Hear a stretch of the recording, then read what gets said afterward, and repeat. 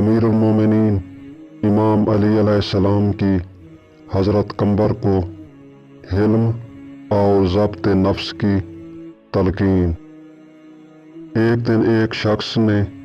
مولا علی علیہ السلام کی موجودگی میں آپ علیہ السلام کے غلام قمبر کو برا بھلا کہا۔ جناب قمبر نے اسے دو بدو جواب دینا چاہا تو امیر المومنین علیہ السلام نے انہیں صدا دی اور فرمایا، اے قمبر، آرام سے رہو، برا بھلا کہنے والے کو اپنی بے اعتنائی سے بخش دو تاکہ اپنے پروردگار کو خوش اور شیطان کو غضبناک اور اپنے دشمن کو عذاب میں مبتلا کر دو، کیونکہ بے اعتنائی سے بڑھ کر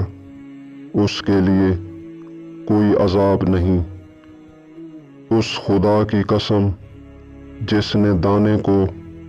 شگافتہ کیا اور انسان کو خلق کیا،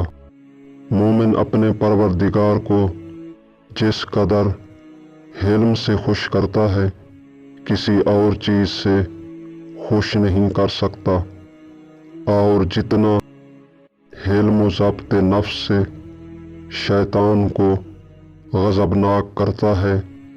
اتنا کسی اور چیز سے نہیں کر سکتا۔ احمق اور نادان کو جتنا عذاب سکوت و خاموشی سے پہنچتا ہے